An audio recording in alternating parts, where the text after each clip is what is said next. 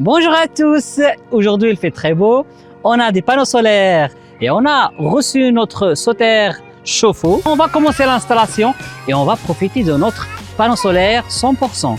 Allez-y, on va commencer l'installation. Voilà, notre chauffe-eau sauterre. On a les collecteurs, un côté eau froide et un côté eau chaude.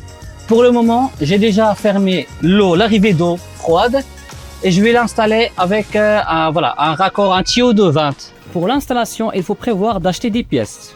Un groupe de sécurité, c'est très important. Il faut un siphon pour faire le branchement d'évacuation. Il faut acheter des tuyaux PVC de 40 ou de 30. Il faut des buses pour l'extraction et le refoulement d'air. Et il faut prévoir d'acheter aussi des multiskins. Ça dépend si l'installation, ce que vous préférez, en cuivre ou en multiskin. Et c'est préférable que le diamètre de tuyau il doit être 20 ou 18 si tu es en cuivre. Et pour l'installation électrique, il faut prévoir une boîte de dérivation et faire le branchement dedans. Et on vient pour fermer avec un cache, fermer l'installation. Et il est alimenté par un disjoncteur de 16 ampères.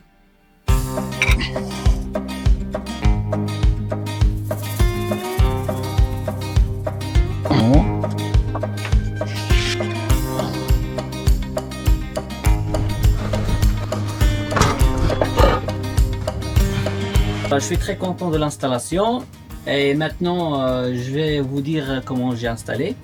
Avant j'ai vérifié où je peux installer mon chauffe-eau. On a décidé de le mettre ici, c'était vraiment idéal, à côté des collecteurs ici. Voilà, en fait ce que j'ai pensé d'abord à trouver que je tombe pas sur la poutre en bois pour faire sortir la buse. Comme ça il y aura une sortie d'air qui se trouve vraiment entre les deux. Je l'ai positionné comme ça.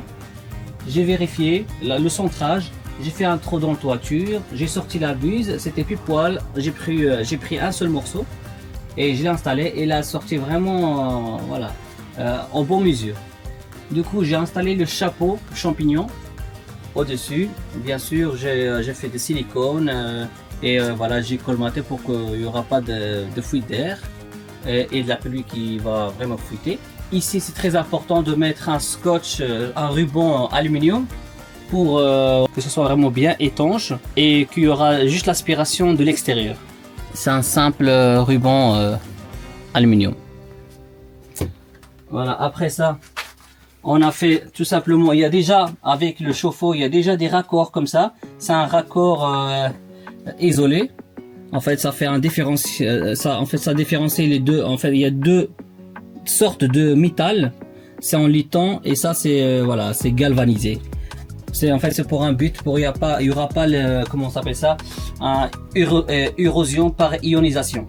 Voilà, c'est fait exprès.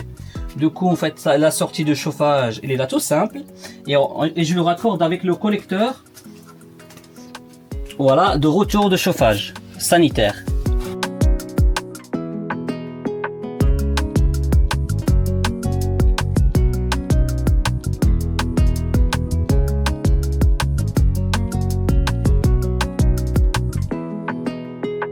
Et du coup, en fait, l'arrivée, il arrive ici. Après, ça se patche vers tous les utilisateurs. Par exemple, ici, on a la salle de bain, eau chaude. Et après aussi, véranda. Et après, la cuisine. Et ici, en fait, c'est l'entrée de l'eau froide. Bien sûr, il doit y avoir, avant l'arrivée de ça, il doit y avoir un réducteur de pression pour éviter d'endommager quelques matériels, des pièces dans le chauffe-eau. Voilà, ça c'est un soupape de sécurité qu'on l'installe, ça c'est obligatoire. Il n'est pas conclu dans l'arrivée de chauffe-eau.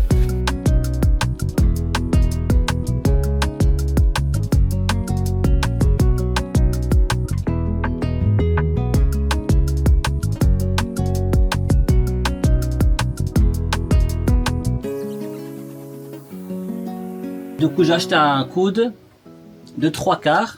Et après, j'ai fait une installation avec tuyauterie de diamètre 20. Voilà, c'est un diamètre 20. Voilà, et après, ils partent vers le collecteur arrivée d'eau froide sanitaire. C'est celui-là. En fait, elle monte jusqu'à ici. Voilà, je l'ai installé ici. Voilà.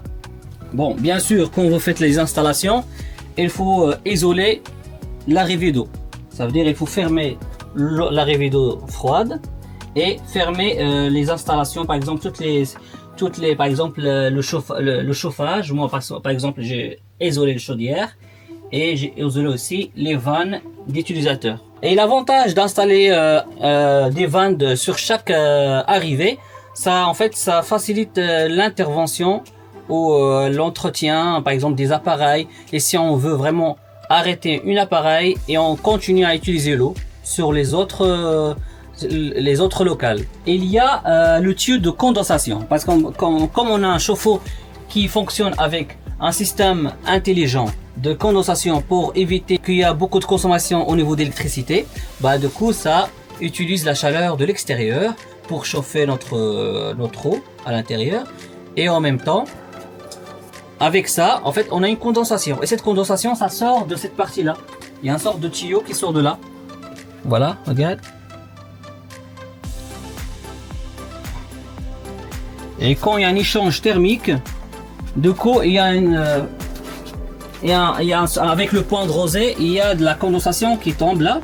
Et moi je l'ai mis directement ici, c'est plus facile pour moi. Et en même temps, j'ai utilisé une évacuation que je viens de l'installer. Pour quand il y a un surpression, ça va s'évacuer à travers cette tuyau de PVC 40, un diamètre 40.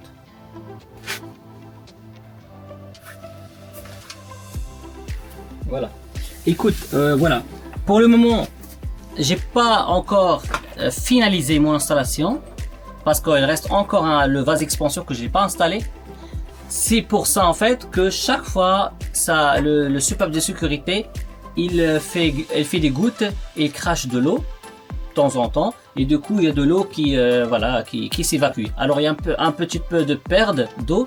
L'installation elle peut rester comme ça si on veut, mais c'est mieux d'ajouter le vase expansion sur l'arrivée d'eau froide pour éviter de perdre de l'eau. Et en termes de consommation, on vient de vérifier, on a trouvé que pendant un mois on a consommé que 7 € dans tout le mois en utilisant de chauffage, en le douche, la cuisine, en tout.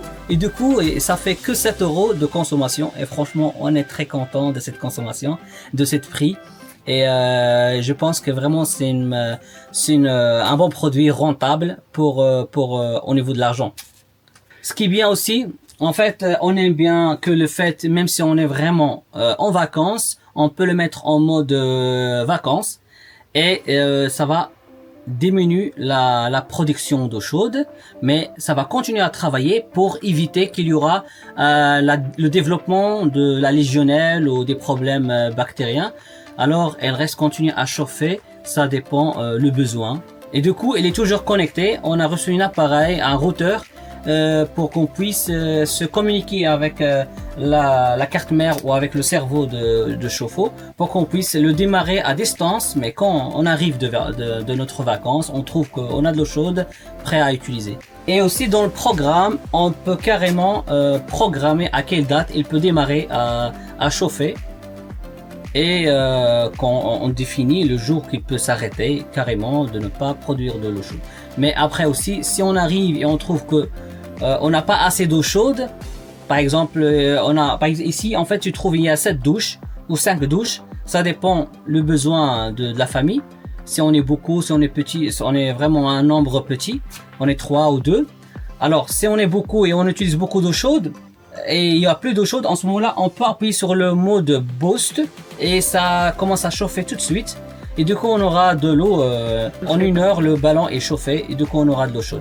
Comme maintenant le gaz est cher, on a décidé d'arrêter l'eau chaude sanitaire de chaudière et on a passé au chauffe-eau pour utiliser l'eau chaude sanitaire et profiter le fait qu'il est en binôme, en synchronisation avec le panneau solaire et aussi avec la pompe à chaleur, et comme ça on consomme moins, il n'y aura pas perte d'argent et pour l'écologie c'est mieux.